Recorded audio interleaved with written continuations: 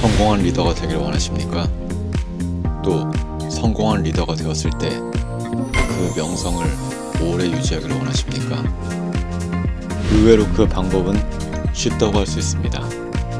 지금부터 역사의 교훈을 들어 그 방법을 가르쳐 드리려 합니다.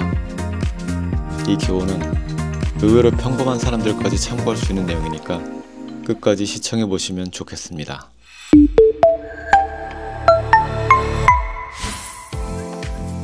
우리는 일반적으로 강렬한 개성이 인간을 위대하게 만든다고 생각하죠. 호랑이는 죽어서 가죽을 남기고 사람은 죽어서 이름을 남긴다는 속담이 있습니다. 카리스마, 뚜렷한 개성이 역사의 이름을 확실히 남기게 하는 건 맞습니다. 다만 명예롭게 남기기는 어렵다는 게 함정이죠. 수치스럽게 유명해지는 걸 누가 좋아할까요? 히틀러나 항우 같은 인물로 역사에 남고 싶지는 않으실 겁니다. 사람들은 보통 위대한 인물일수록 카리스마와 자기 중심적 사고 때문에 성공했다고 착각합니다. 하지만 역사의 기록은 나르시시즘과 어리석은 고집 때문에 스스로를 파멸로 몰고 간 사람들의 이야기를 남겼습니다. 대표적으로 중국 역사에서는 항우가 있죠. 항우는 역발상 기계세, 패왕이란 칭호로 불린 뛰어난 장수이자 정복자였습니다. 어떤 명장도 그를 무력이나 전술로 이기지 못할 만큼 뛰어난 사람이었습니다. 그런 그를 망하게 한 것은 바로 누구의 말도 듣지 않은 아집과 자존심이었습니다. 자신의 유일한 책사인 범증의 말도 무시하고 그를 내치기까지 했고 쓸데없이 사람들을 학살했습니다. 무엇보다도 부하들의 올바른 충고를 무시하고 많은 정치적 오판으로 실책을 남겼습니다. 결국 일순간 성공을 거머쥐었던 항우는 그 자신의 자존심과 고집으로 인해 전투 능력으로는 상대가 되지 않았던 유방에게 천하를 내어주고 멸망했습니다. 이런 사람들과는 반대로 평범한 사람이었다가 위대해진 사람들이 있습니다. 남의 의견을 더 존중할 줄 알고 겸손했던 그들은 결국 자신이 원하던 결과를 얻고 후세의 좋은 평가까지 받았습니다. 대표적인 경우는 항고제 유방입니다. 그는 무능한 한량이라는 평가를 받던 한신을 중용하여 그의 충고에 귀를 기울였습니다.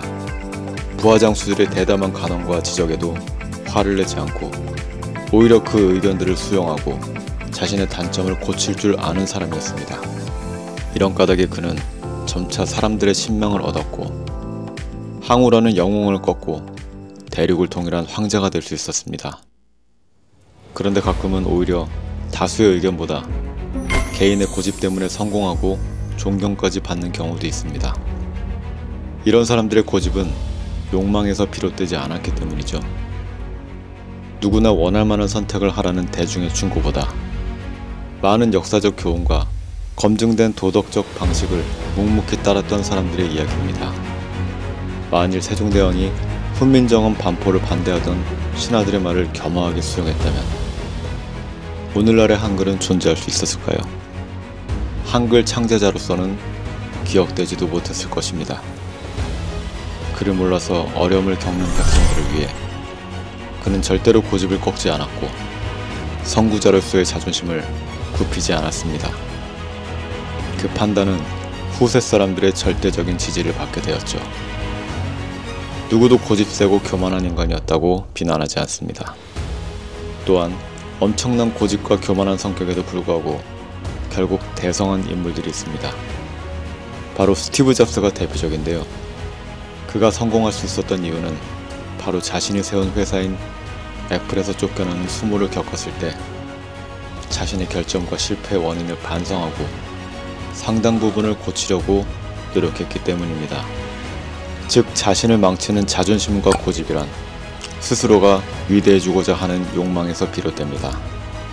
세상이 나의 중심에 따라 움직여야 한다는 명예욕, 천박한 욕망을 뜻합니다. 반대로 같은 자존심이라도 원칙을 쫓기 위해 더 나은 세상을 위해 자신의 이득보다 다수의 이익을 추구하기 위한 목적으로 자신의 뜻을 굽히지 않는 행위는 자존심과 고집이라는 표현 대신 선구자의 결단, 인내, 그리고 숭고한 용기 등으로 표현되곤 합니다. 여러분, 성공했을 때 그 자리를 안정적으로 유지하고 후대에 존경받기를 원하십니까?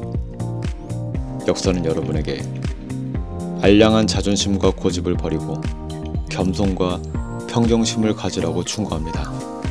그리고 자기중심적 사고를 내려놓고 대의를 쫓아보라고 권합니다. 이 교훈들은 심지어 위대한 사람이 아니라 평범한 삶을 사는 이들에게도 적용되는 내용입니다. 여러분이 연인이나 배우자와 싸우고 헤어진 이유가 무엇인지 생각해 보십시오. 자존심 때문입니다.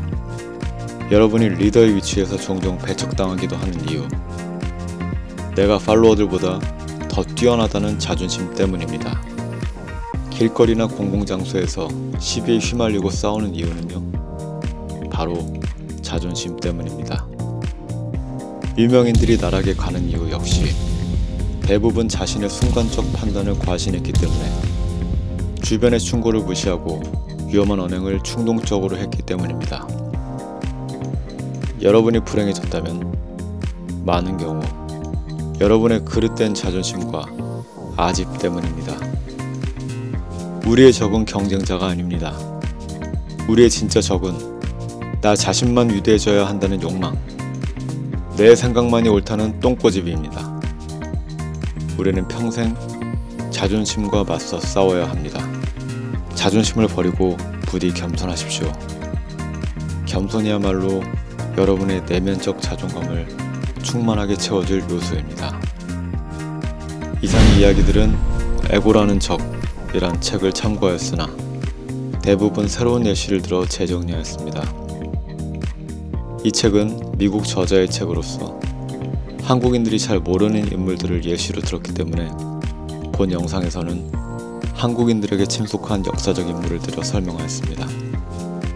다음 영상에서는 겸손과 올바른 길을 택했을 때 좋지 않은 결과를 맞이한다면 우리는 어떻게 처신해야 하는가에 대해 같은 책의 내용을 인용해 설명드리겠습니다.